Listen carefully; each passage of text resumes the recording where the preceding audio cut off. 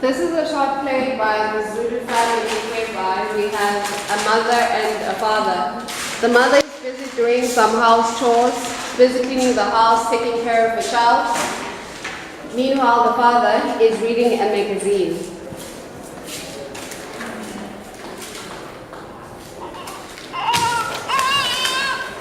Now we have a baby crying whereby the mother is still busy cleaning and the father continues without care reading their magazine. Baby, I'm hungry. Can't you at least help me because I'm busy cleaning the house? I'm busy too. Let me see. No, but you're supposed to help me. I can't do all of these things alone. I know, but I'm busy too. I need some help.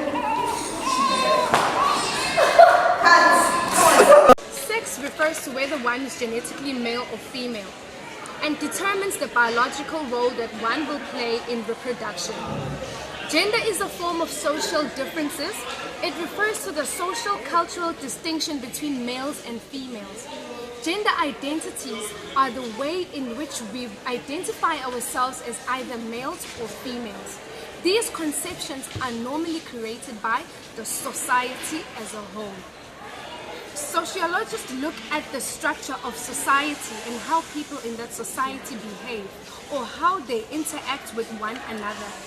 The sociologist's view of the concept of gender in a different way because both genders are not the same, male and female. Sociologists go deeper in looking at gender as they gather knowledge that it is the society that judge the people's behavior. As a sociologist, Holmes describes gender as one thing that people become. For example, women react in feminist pattern and men respond in a masculine way, as they are constructed by influential structures of society. According to Keir and Belvins, gender is considered to be a meaningless, unnecessary aspect of language. In relation to these views, it is clear that gender is not a distinction of women and men, but rather it is what they do in accordance with what society expects them to do. This is evident when Anderson and Tyler share their views on gender being socially learned through expectations and behavior. Through gender socialization, children learn gender roles that are required by society. Sharing from our own experiences, gender is a social factor that can be learned through socialization. Our society influences who we are to be, and this directs our gender destinations. As early as a toddler, children are navigated to what is expected of them in the society, and same applies with boys. Same applies with boys. Boys are brought guns as toys, and girls are brought dolls as toys.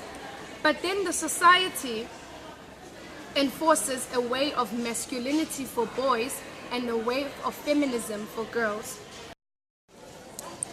In relation to gender, conflict theory explains that gender inequality came to exist because men are trying to maintain power and privilege at the cost of women's benefits.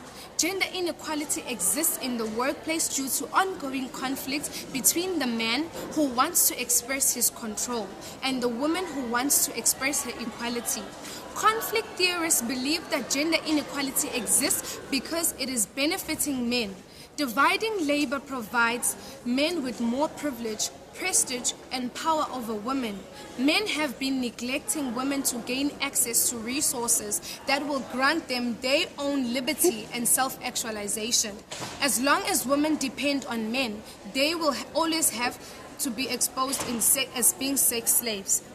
According to conflict theorists, gender inequality continues to exist even in the 20th century, but in a different form from how it did in the past. Now, remembering in the past that the cavemen days, the women were actually supposed to stay at home while the men went out to hunt and gather and come back and just dominate as men. You would not find a woman going hunting as opposed to it was a man's job to do so. The only ideology was the woman would stay behind and actually look after the kids. Functionalists argue that gender roles arise from the need to establish division of labor that will help maintain the smooth running of family and contribute to the stability of society. As we all know that functionalists argue that the stability of societies need to have the equal relation, not per se, but the man has to be the head and the woman has to follow. So in that sense, if both are equal, no one is actually going to be able to lead, and who's going to follow. As you can just look in the charts, we have a woman carrying a cake and a man just standing there. The children are there to take the cake. And if you look here, we have a woman in a superwoman outfit. So now, in helping have a stability in societies, we have to have a leader and a follower. Functionalists, therefore, in this view, girls and boys are taught different approaches in life. We all know, as Unomfundo in our introduction did state, that boys are taught in a certain manner and girls are taught in a certain manner. How does that apply in our societies? Boys are taught how to play with guns, have cars, and women have to play with kitchen equipment and bake. Girls, on the other hand, are taught to be expressive. That is, to express their emotions and to look and to react to the emotions of others. Just to go quickly to the charts, a woman is by nature taught how to express their feelings, to cry, to be very expressive towards their feelings. And crying for men also is not something that is entirely encouraged by society. So in that sense, the stability of the society depends mainly on that having a man as a leader, going back to women as a follower. Women have to express their emotions. In many ways, the functionalist perspective of gender equality is a product of its time, describing realities of gender roles and inequalities of the 1950s, but not explaining them. These functionalists do not explain. It's something that is taught informally, but not formally in schools. At home, a boy will be told, in a Zulu culture mainly, that a man does not cry, but a woman is going to be comforted throughout their emotions. Functionalists argue that gender brings more power to men. As a result, women depend on men. They propose that a division found within the labor force, original roles between men and women, because of women's role found in production center. Before the Industrial Revolution, women were much more involved in domestic and child laboring activities. Back in the day, women, it's very obvious and very evident, it's inevitable that women highly depend on being the household backbone. They have to take care of the children while the men go out and get food for the family. Functionalists also argue that before the Industrial Revolution, women were involved in domestic and child laboring activities. Men were at the defense task due to their physical appearances and increased number of them. The division between the gender provided several, and these practices were retained. The functionalist perspective of gender is that the functionalist focuses more on the industrial age, and therefore it ignores the fact that many women work outside the home. Men can stay at home with the children and anyone can help with the housework. Therefore, we propose that the functionalists need to do more research in order to provide a better understanding of the role of the gender in the 21st century society and how the changing requirements of the post-industrial age affects these roles and the stability they enforce on society. Functionalists also argue that gender brings more power to men. As a result, women depend on men. Women depend on men because in most of the institutions such as politics, economy, medicine, and technology, they were denied access to acquire knowledge and skills. As a result, women had less opportunities in the labor force.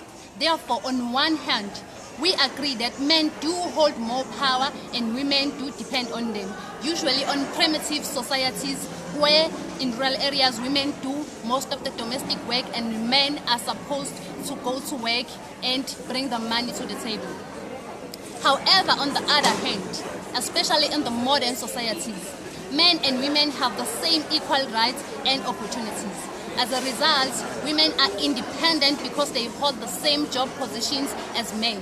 For example, there are women that are doctors, lawyers, etc.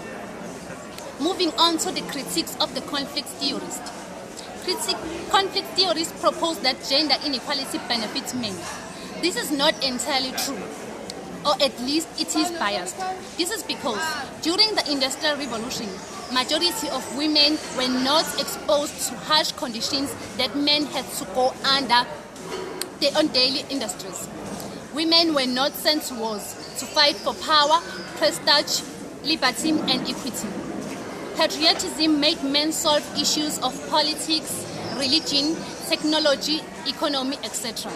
Therefore, their life and health were at risk and their time and energy was wasted for dissatisfying salaries. This means that men were opposed the view. This means that we oppose the view that conflict theories gender inequality benefits men, most especially on colonial times.